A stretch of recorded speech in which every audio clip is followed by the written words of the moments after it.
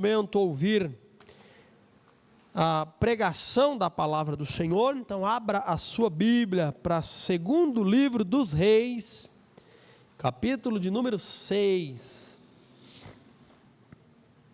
No domingo passado nós começamos a olhar um pouco sobre os feitos de Deus através da vida do profeta Eliseu.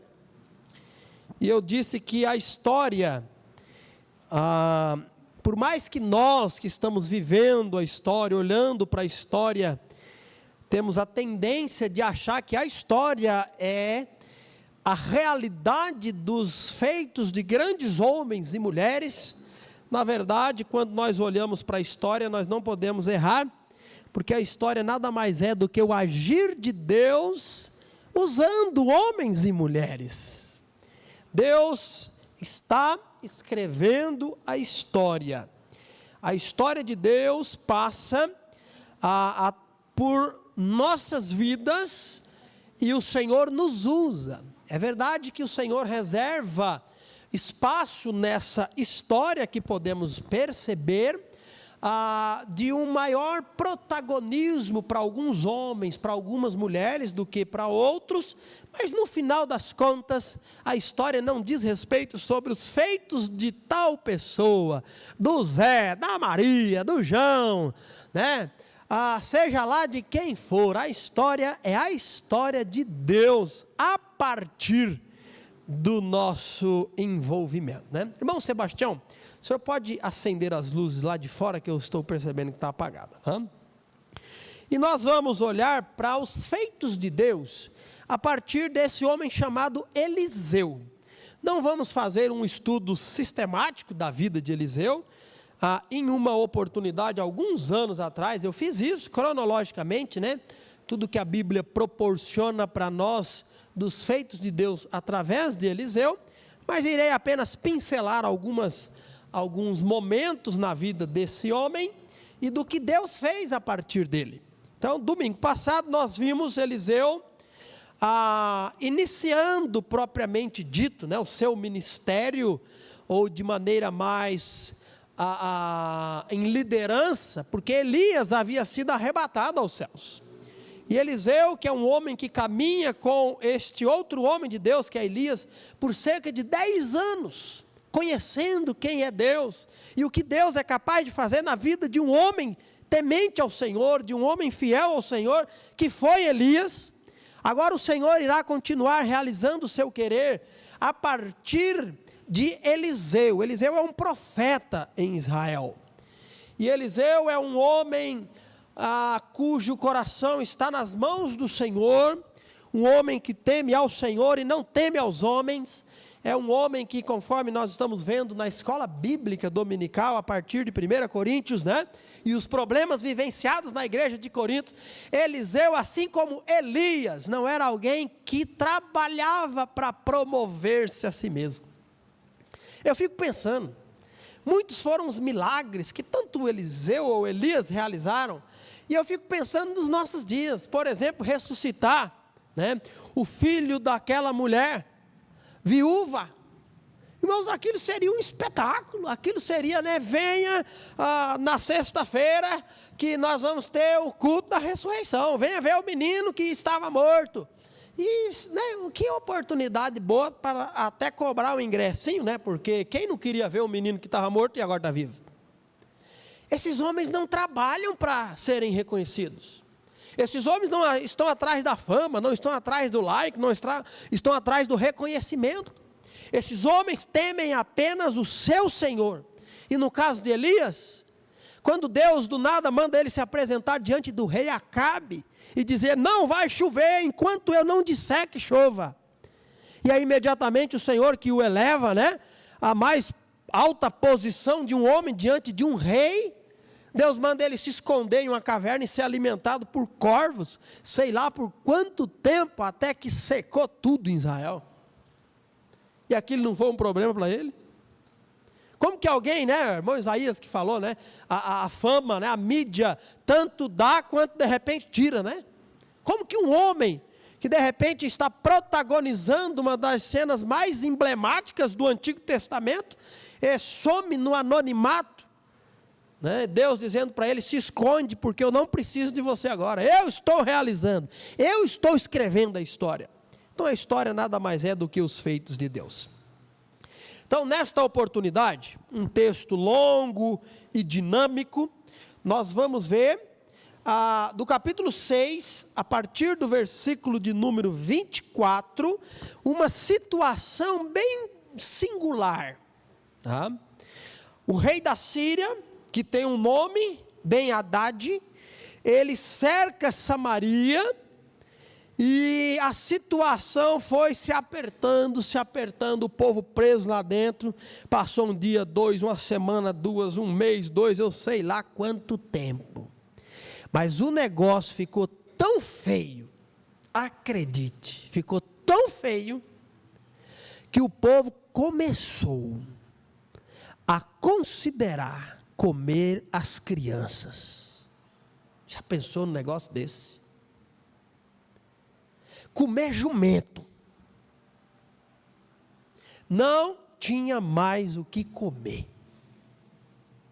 Sabe quem que vai entrar em cena? O homem de Deus. Não, o Deus do homem, usando o homem. Vamos olhar para a história? Capítulo 6, versículo 24, se quiser acompanhar na projeção, já está aí. Nos diz assim: algum tempo depois, porém, Ben-Hadad, rei da Síria, reuniu todo o seu exército e cercou Samaria. Como resultado, houve grande fome na cidade. O cerco durou tanto tempo que uma cabeça de jumento era vendida por 960 gramas de prata e 1/3 de litro de esterco de pombo por 60 gramas de prata. Versículo 26. Um dia, quando o rei de Israel caminhava pelos muros da cidade, uma mulher gritou para ele: ó meu senhor, o rei, por favor, ajude-me. Ele respondeu: se o Senhor não a ajudar, o que poderia fazer? Não tenho alimento na eira, nem vinho na prensa de uvas. Mas depois o rei perguntou: qual é o problema? Ela respondeu: essa mulher me disse: vamos comer o seu filho hoje, e amanhã comeremos o meu.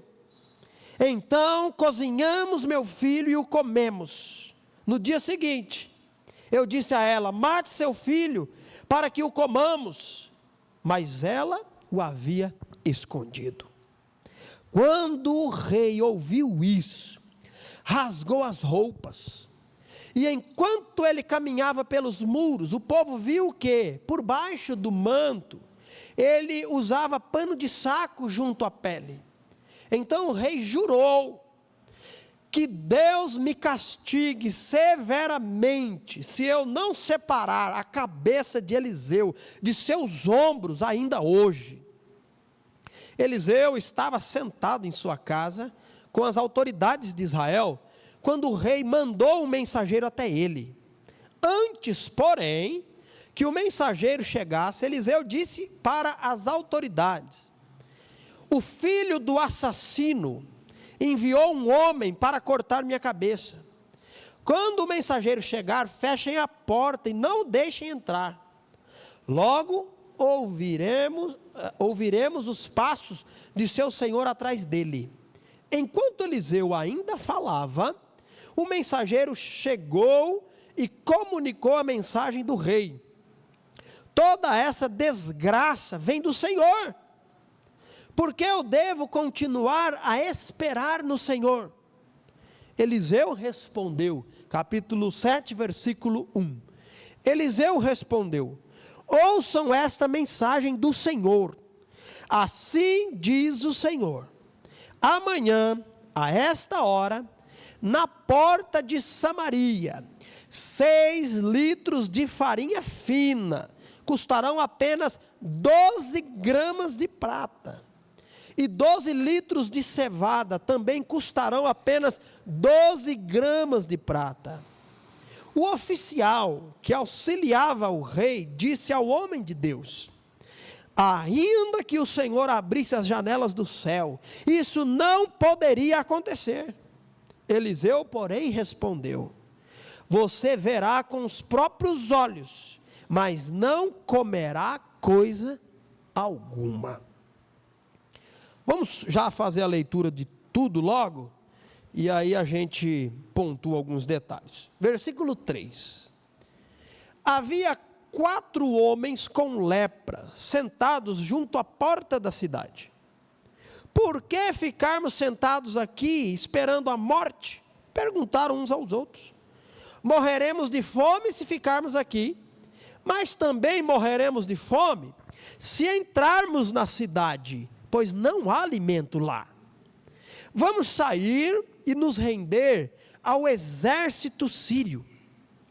Se eles nos deixarem viver, melhor. Mas se nos matarem, de qualquer maneira, teríamos morrido. Ao anoitecer, partiram para o acampamento dos sírios. Quando chegaram às extremidades do acampamento, viram que não havia ninguém ali, pois o Senhor havia feito o exército sírio ouvir o ruído de carros de guerra e galope de cavalos e sons de um grande exército que se aproximava. Disseram uns aos outros: o rei de Israel contratou mercenários hititas e egípcios para nos atacarem. Por isso, fugiram ao anoitecer, abandonando tendas, cavalos, jumentos e tudo mais, e correram para salvar a vida. Versículo 8. Quando os leprosos chegaram às extremidades do acampamento, foram de uma tenda à outra, comendo e bebendo. Pegaram a prata e o ouro e as roupas que encontraram e esconderam tudo. Por fim, disseram uns aos outros: isso não está certo.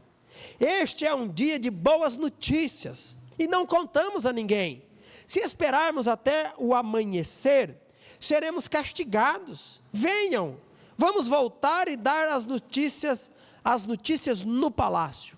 Então voltaram à cidade e relataram aos guardas do portão o que havia acontecido. Fomos ao acampamento sírio e não havia ninguém, diziam eles. Os cavalos e os jumentos estavam amarrados e as tendas todas armadas, mas não havia ninguém por ali. Os guardas gritaram, anunciando a notícia no palácio. O rei se levantou no meio da noite e disse a seus oficiais: vou explicar o que aconteceu. Os sírios sabem que estamos morrendo de fome, por isso só deixaram o acampamento e se esconderam nos campos. Então estão à nossa espera para nos capturar com vida e conquistar a cidade quando sairmos. Um de seus oficiais disse: seria melhor que enviássemos espiões para ver. Eles podem usar 5 dos cavalos que sobraram. Se acontecer alguma coisa com eles, não será pior que se ficarem aqui e morrerem com o restante de nós. Assim, prepararam 2 carros de guerra com cavalos, e o rei enviou espiões para ver o que havia acontecido ao acampamento sírio. Foram até o rio Jordão, seguindo o rastro de roupas e equipamentos que os sírios tinham abandonados em sua fuga desesperadas. Os espiões voltaram e contaram tudo ao rei. Então o povo correu e saqueou o acampamento, e de fato, naquele dia, 6 litros de farinha fina foram vendidos por apenas 12 gramas de prata, e 12 litros de cevada também foram vendidos por apenas 12 gramas de prata, como o Senhor tinha dito. O rei colocou o oficial que o auxiliava para controlar o movimento à porta da cidade. Mas ele foi derrubado, pisoteado e morto quando a multidão correu para fora. Tudo aconteceu, portanto, conforme o homem de Deus tinha dito quando o rei foi à sua casa. O homem de Deus tinha dito ao rei: amanhã, a esta hora, na porta de Samaria, 6 litros de farinha fina custarão apenas 12 gramas de prata, e 12 litros de cevada também custarão 12 gramas de prata. O oficial do rei havia respondido: ainda que o Senhor abrisse as janelas do céu, isso não poderia acontecer. E o homem de Deus tinha dito: você verá com os próprios olhos, mas não comerá coisa alguma. E assim aconteceu, pois ele foi pisoteado pelo povo à porta da cidade e morreu. Texto envolvente, texto assustador, né? Uma história que nos arrepia. Há um final feliz, mas o meio nos deixa de cabelos em pés. O texto irá apresentar para nós, irmãos, uma verdade estrutural. Essa é a verdade número 1. Deus é fiel. E eu vou trabalhar em cima desse ponto. Deus é fiel. Segundo ponto, dando tempo, a gente vai ver que Deus, o Deus que é fiel, é o Deus que cumpre as suas promessas. Está óbvio aí. Disse no começo que não é esse um estudo cronológico dos feitos de Eliseu, por isso eu pulei bastante dos eventos, e um deles é que este rei da Síria já havia travado batalhas contra Israel já por diversas vezes. E por um período, todas as investidas do rei Ben-Hadad para com a nação de Israel, Deus avisava antecipadamente Eliseu. Eliseu falava com o rei de Israel, e o rei de Israel ao comandante do exército, que ficava de prontidão nos lugares em que o rei da Síria planejava atacar. Quando o rei ia lá, com determinado número de soldados, Israel já estava mais preparado e dava ali uma peia. E aí eles perdiam e voltavam. E assim sucessivamente, até o momento que o rei quietou. Esse texto começa dizendo que, passados alguns tempos, mais uma vez o rei Ben-Hadad investe contra Samaria, contra o povo de Israel. E o que é interessante, e é algo que devemos perguntar, é o seguinte: o que fez com que o Senhor, que aqui atrás, sempre avisou Eliseu dos ataques planejados pela Síria, não fala nada para Eliseu? O rei de Israel não está sabendo, Eliseu não está sabendo, o povo não está sabendo, e o rei da Síria cerca a cidade toda. Você leu aqui comigo. Por que será que Deus não avisou o povo de Israel por meio de Eliseu, e toda essa situação está acontecendo? Por quê? Eu quero responder a essa pergunta um pouquinho mais à frente, tá bom? Eu quero entrar em alguns detalhes da história, não recontando, porque a leitura do texto é tão detalhada que já é suficiente o entendimento, mas apenas relembrando pontos estruturais para a gente seguir aqui. O texto nos mostra um grande exército que cerca a cidade toda. Não é meia dúzia de assírios. Não é uma centena, 2 centenas de soldados. É uma quantidade suficiente para manter o povo de Israel dentro dos muros de Samaria. Samaria é uma cidade fortificada, muros grandes construídos, faziam com que dentro estivessem protegidos. Pode ficar aí, oxe, não vai conseguir pular, não vai conseguir derrubar o muro, fica aí. E assim talvez foi o raciocínio inicial. Só que foram passando os dias, foram passando as semanas, foram passando os meses, e a situação dentro dos muros da cidade ficou difícil. Imagine você, a seguinte cena, né?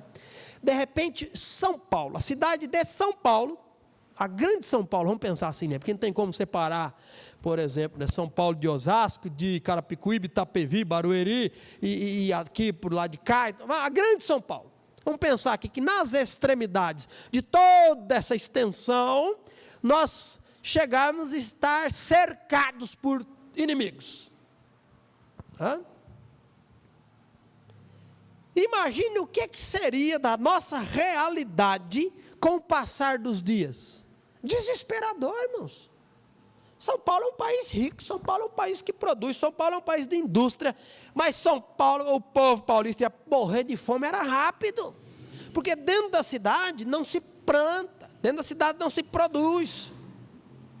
O povo de Israel está nessa situação, tem um certo estoque, né? O mercadinho do Zé ali da esquina, já foi por água abaixo, compraram, e eu não sei se o povo é desesperado igual o povo de hoje, é só anunciar uma crise, né? E o povo sai correndo para comprar coisa, e para guardar em casa, é o desespero da sobrevivência. Mas o povo está passando por essa situação. E o texto vai dizer com clareza que esse cerco durou tanto tempo que algo marcante acontece. A cabeça de um jumento. E aqui eu não sei necessariamente se era só a cabeça em si, ou se era como de repente a gente se refere, né? Ah, meu pai tinha 5 cabeças de vaca. Não está falando da cabeça, mas está falando do animal em si. Então eu não sei, não fui a tantos detalhes e às vezes procurar tantos detalhes a gente perde o eixo principal. Se era só a cabeça ou se era o animal, eu não sei. Eu só sei que isso sim é assustador. Um animal imundo, imundo no sentido de cerimonialmente, Deus havia lá atrás dado ordem, não coma animais assim, não é para comer. Jumento é um desses animais que o povo não deveria comer. Esse animal que Deus disse para não comer, não só estão comendo, como vale uma fortuna, porque não tem. O texto diz que, deixa eu ler aqui para não perder, 1 terço de litro, não é nem 1 litro não, é 1 terço de litro, de esterco de pombo, custava 60 gramas de prata, irmãos. Provavelmente, esse esterco de pombo estivesse sendo referido aqui a uma espécie de um cereal, de algo que não era valorizado, algo, né?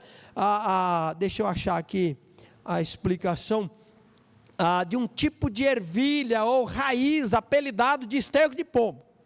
Poderia ser isso. Mas o desespero é tão grande aqui que poderia também estar falando de esterco de pombo. E o texto diz para nós que em certo momento, no meio de tanto desespero, o rei está andando por cima dos muros da cidade. Eram muros largos, espaçosos. E uma mulher vê o rei e clama pelo rei, grita pelo rei, e a situação é assim, é assustadora. Ela diz: nós estamos numa situação tão difícil que foi proposto nós, a comer os nossos filhos. E essa mulher aqui disse isso, e matamos e comemos o meu filho, e hoje chegou o dia de ser o filho dela, a refeição, e ela escondeu. Dá para imaginar isso daqui, irmãos? Dá para conectar, esse é o ponto que eu quero já chegar. Dá para conectar algo desesperador desse ponto com um Deus que é fiel? É difícil, não é? É difícil. Dá para conectar isso com Deus que é amor? É difícil. Mas vamos seguir aqui o raciocínio? Vamos explorar o texto? O rei, ele fica tão, indignado com a situação, que ele rasga as suas roupas. O povo percebe que ele está usando pano de saco. Era um símbolo de tristeza, de contrição, de luto, de desespero. Só que esse rei que externamente demonstra contrição, usando panos de saco, o seu coração está muito longe de estar contrito. Porque alguém contrito é alguém que se volta para Deus. No meio do desespero, ao invés dessa contrição externa ser uma contrição interna e se voltar para Deus, não, ele se revolta contra o homem de Deus. Ele fala: hoje eu separo a cabeça dos ombros desse homem. Sabe o que ele está fazendo aqui? Ele está fazendo o que a mamãe Bel fez com Elias. Ele é filho de Jezabel. Ele é filho de Acabe, o pior rei de Israel. Essa mulher jurou que separaria a cabeça de Elias dos ombros. O filho dela está falando isso do homem de Deus também. E acontece que o homem de Deus é avisado pelo Senhor. O filho do assassino, está falando de Acabe, vai te mandar buscar aí. Ele avisa os porteiros. Quando ele termina de falar, está lá: sou mensageiro do rei, deixa eu entrar, eu tenho uma notícia. Deus já avisou, você não vai entrar. E aí o rei já sabia, sei lá como, mas ele já sentia a situação, o relacionamento não é bom. Não precisa adivinhar nada, é só ler. Ele já vem atrás. E aí o Senhor, através de Eliseu, vai dizer o seguinte: olha, eu quero te dizer uma coisa, eu tenho uma mensagem do Senhor. Assim diz o Senhor: amanhã, neste horário, neste lugar, será vendido aqui na porta da cidade. E aí nós lemos o texto, tantos quilos de farinha, e disso, daquilo, o texto vai dizer, 6 litros de farinha fina. Não era por 900 e tantas gramas de prata, igual a cabeça do jegue, não. Ou, deixa eu olhar aqui de novo, quantas gramas o esterco de pombo? 60 gramas, não, 6 litros, não é 1/3 de litro, é 6 litros de farinha fina, farinha boa. Se eu estivesse recebendo alguma coisa, eu ia falar da Dona Benta, Dona Benta não me procurou para fazer a propaganda, Mas farinha boa, farinha nobre, ele diz. 6 litros de farinha será vendido por 12 gramas de prata. Aí o oficial do rei diz: mas nem se Deus abrir a janela do céu. Irmãos, é o povo de Israel. É o povo que Deus tirou do Egito. Olha o ponto que estamos. Olha o ponto que o povo se encontra espiritualmente. Não só duvidando de alguém, dizendo uma mensagem, mas duvidando do próprio Deus. E aí o relato segue e conta a história para nós. Mas eu gostaria de examinar com os irmãos, antes de avançar sobre o Senhor fazendo o exército fugir. Eu disse no começo o seguinte, que esse texto ele apresenta para nós a fidelidade de Deus. Talvez até agora você está aí, eu sei que Deus é fiel, mas cadê? O que está acontecendo aqui, sabe o que é? Cumprimento de promessas de Deus. O Deus que avisava Eliseu sobre os ataques futuros do rei da Síria é um Deus fiel. O Deus que permite o povo de Israel passar fome, comer jumento e começar a alimentar das suas crianças, sabe quem que é esse Deus? O mesmo Deus fiel. Como assim? Irmãos, este é o povo que Deus havia tirado do Egito. Esse é o povo que a partir de Abraão Deus havia formado esse povo, chamado de seu, revelado-se a esse povo, dado uma missão para esse povo, feito promessas a esse povo, e na caminhada do povo de Israel, saindo do Egito, Deus fez vários acordos com esse povo.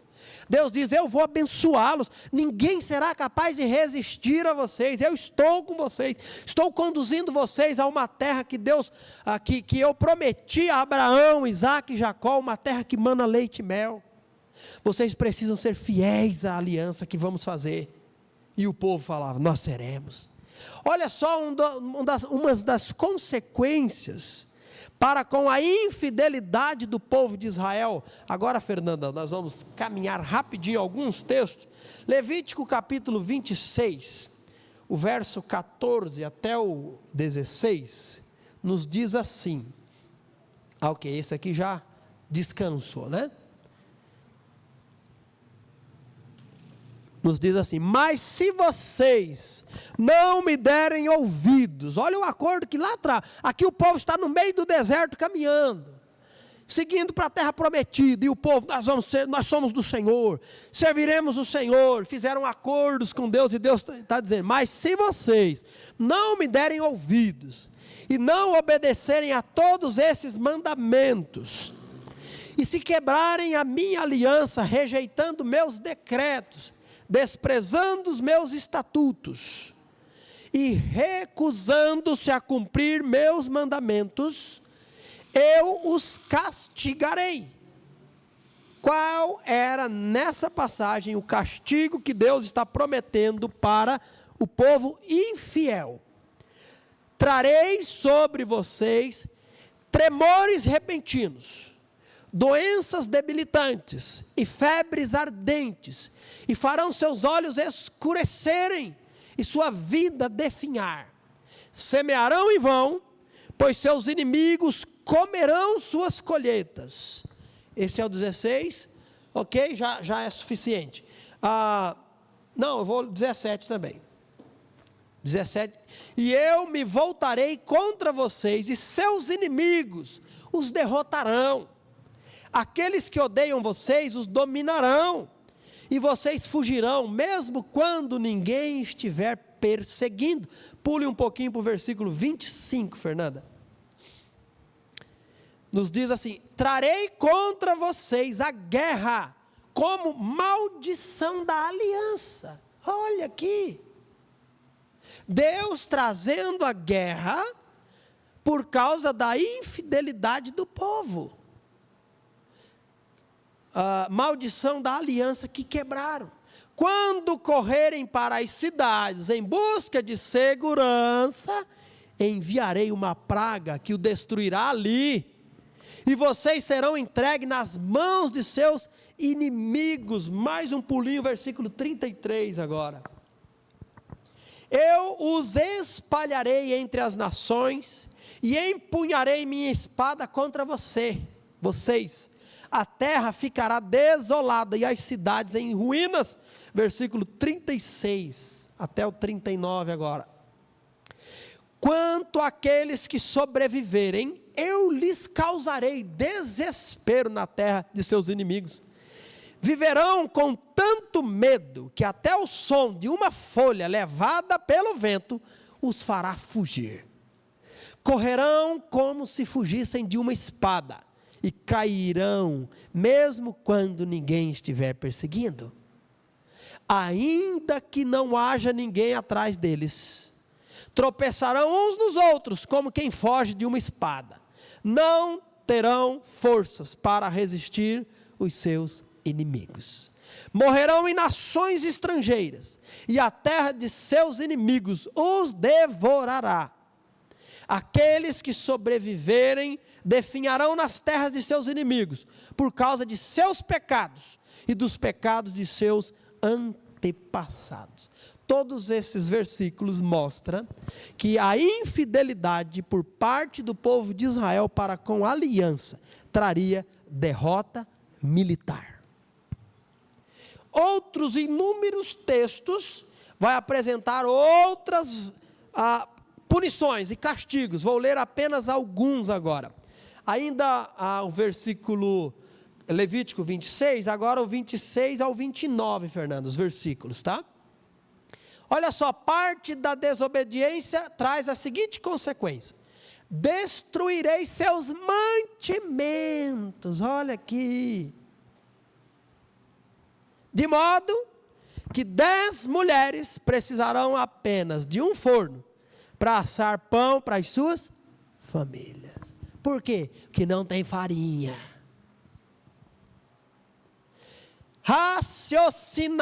Racionarão o alimento por peso. Olha o que está acontecendo lá. E mesmo tendo o que comer, não se saciarão. Se apesar de tudo isso, ainda se recusarem a me obedecer e continuarem se opondo a mim, eu me oporei a vocês furiosamente. Eu mesmo os castigarei 7 vezes mais por seus pecados. Então vocês, o que está dizendo aí? Se você está olhando aqui, não vai conseguir ler, né? Todo mundo aqui agora, ó. Vamos ler esse texto aqui, ó. Vamos lá? Então vocês comerão a carne de seus próprios filhos e filhas. Que é isso? Sabe o que está acontecendo aqui em 2 Reis, capítulo 6, com o povo morrendo de fome, comendo os próprios filhos dentro da cidade de Israel? Fidelidade de Deus.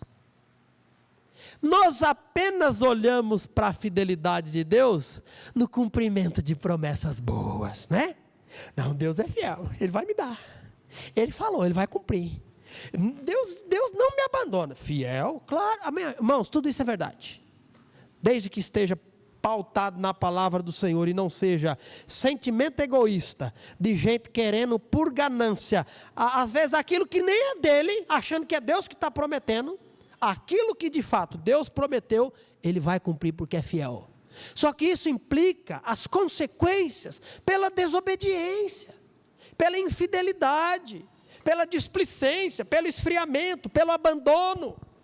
E é isso que o povo de Israel está vivendo. Com Acabe e Jezabel, é o momento que o povo deixa de adorar a Deus e vai adorar poste, vai adorar Baal, vai se curvar a outros deuses. E o Jorãozinho, filho do casal, não é diferente, conduz o povo nessa direção. Jezabel quis matar o profeta de Deus, Elias, ele quer matar Eliseu.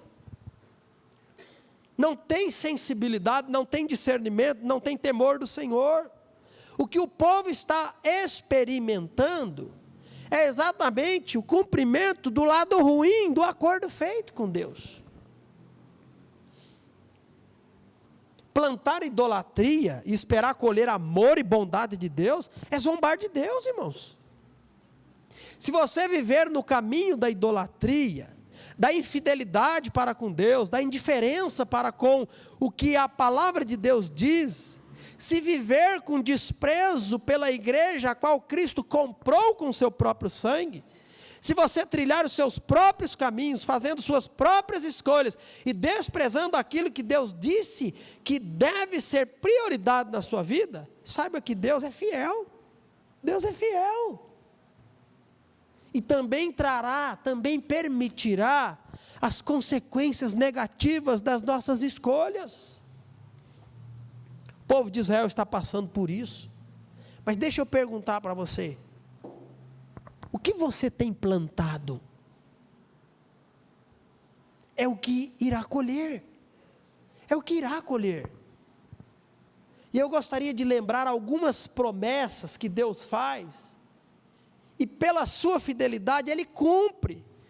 Olha só, eu vou citar agora rapidamente, viu, Fernanda? Não vou necessariamente ler, mas Jeremias 33:3 diz assim: clama a mim e responder-te-ei.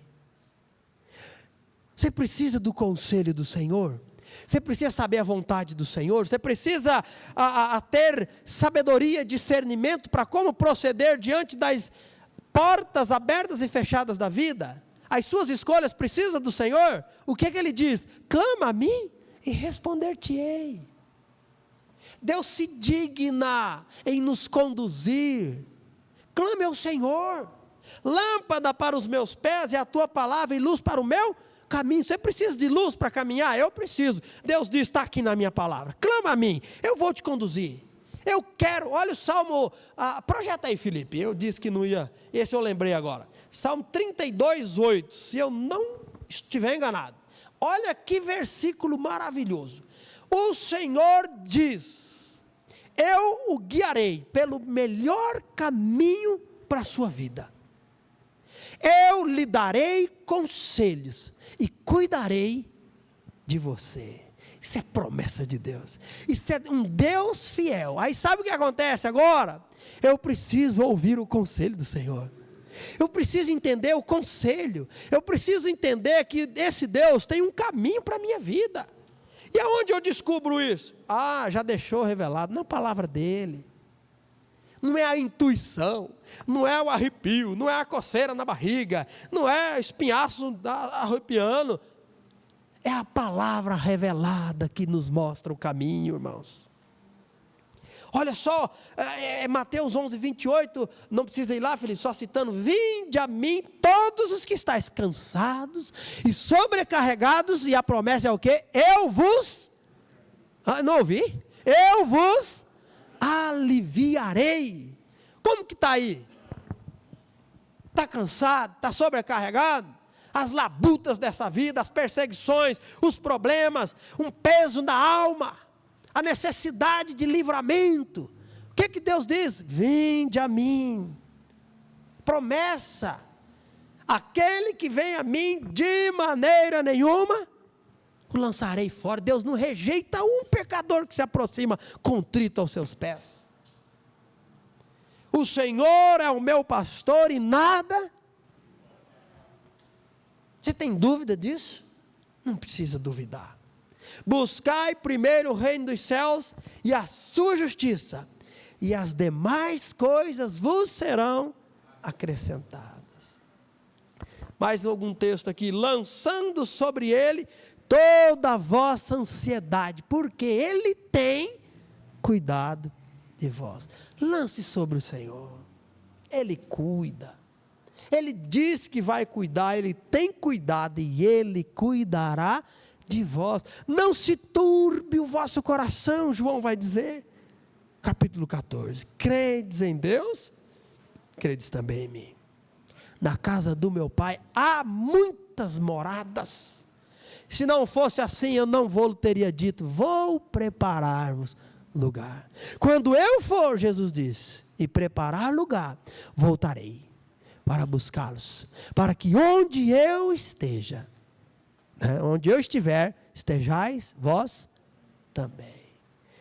Você acha que você vai fazer parte daquele simbólico filme, o título, eu quero pegar o título. Você acha que você vai fazer parte dos deixados para trás? Se você pertence ao Senhor, Ele diz, aonde eu estiver, você vai estar também. Deus é fiel. Promessa de Deus: tragam, honre o Senhor com as suas riquezas e com a melhor parte de tudo que produzir. Então seus celeiros se encherão de cereais e os seus tonéis transbordarão de vinho. Qual que é o princípio aqui? Deus abençoa a fidelidade, a constância, da generosidade, do honrar o Senhor com aquilo que Ele me tem dado. Olha mais um texto para a gente, estou concluindo, viu, irmãos? Se você declarar, estou parafraseando, se você declarar com a sua boca e em seu coração que Jesus é o Senhor, que Deus o ressuscitou dos mortos, o que o texto diz? Tu serás salvo. Crê no Senhor Jesus e serás salvo. Promessa de Deus. Mas esse Deus retribui exatamente na medida. Na medida, Deus não é injusto.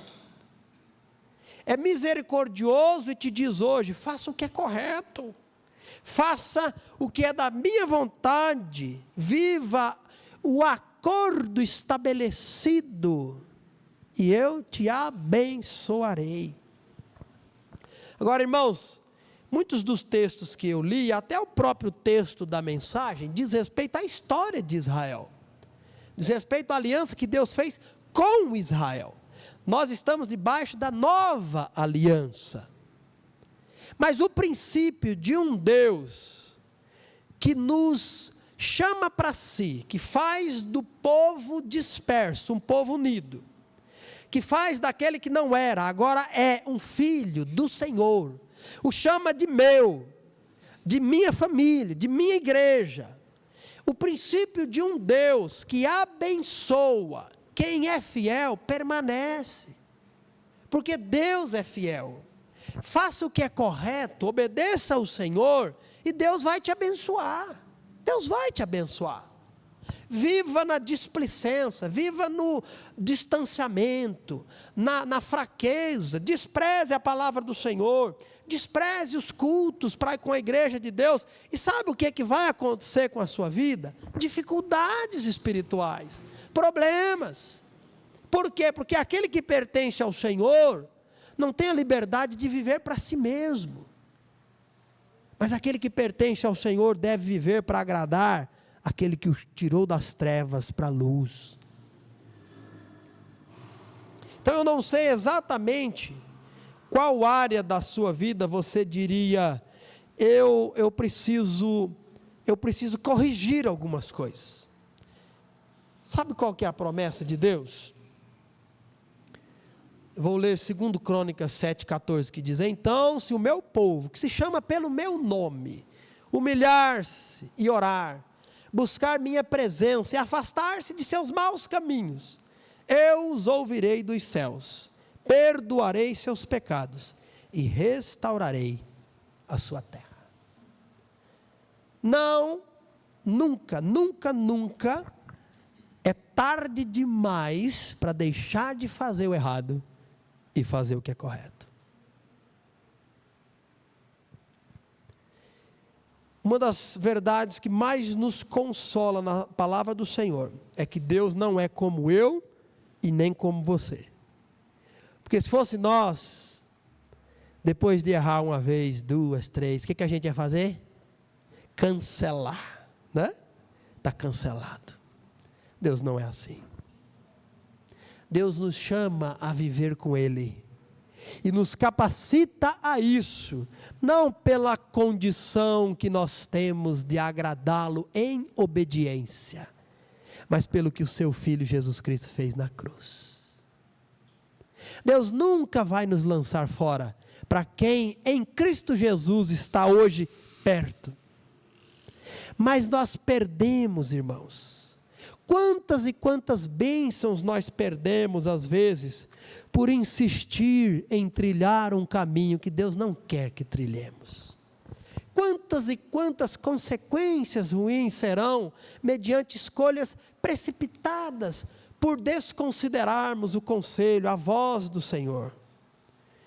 Mas o Senhor te chama hoje, amanhã e sempre a andar com Ele, a ouvir a sua voz pela sua palavra, a ser fortalecido pelo Senhor e a caminhar de maneira, a certa de que a presença do Senhor é contigo, porque de fato é. Então que Deus nos abençoe, que Deus possa fazer de cada um de nós alguém que ande com Ele, que tema Ele e que obedeça ao Senhor. Se você de repente diz nesta oportunidade, esse é o meu desejo de andar com Deus, mas eu não sei se eu estou andando com Deus. A Bíblia responde isso para você. Para andar com Deus, precisa nascer de novo, precisa pertencer a Deus, e nós pertencemos a Deus quando nós cremos em Jesus, quando arrependidos dos nossos pecados, nós confiamos em Jesus, e aí nós somos parte da família de Deus. E como parte da família de Deus, nós temos o Espírito Santo de Deus, que nos inclina, que nos chama, que nos direciona, que nos influencia a obedecer o Senhor, a estar perto do Senhor. Ouça o Espírito Santo de Deus e seja conduzido pela palavra. Vamos orar? Pai, nós te agradecemos, nós te louvamos e exaltamos ao Senhor, porque nós podemos caminhar neste mundo direcionado pela tua palavra. Nós te agradecemos porque o Senhor já revelou o que é que o Senhor espera de nós. O Senhor já revelou o que o Senhor deseja que façamos em termos de compromissos, em termos de devoção, em termos de agradar o Senhor andando na luz, falando a verdade, estando em comunhão com cada um daqueles que também foram alcançados pelo Senhor. Nos ajude, ó Deus, pelo Teu Espírito Santo, pela força que o Senhor nos dá a sermos obedientes ao Senhor, porque nós não queremos lidar com consequências que muitas vezes são dolorosas, muitas vezes irá nos acompanhar até o último dia de nossas vidas, decisões erradas, mas te louvamos porque mesmo existindo decisões erradas e consequências, a tua presença está conosco, e o Senhor nos restaura, e o Senhor nos chama a andar mais perto de ti, e é o que nós te louvamos nessa noite, agradecidos pelo teu convite. Oramos no nome de Jesus,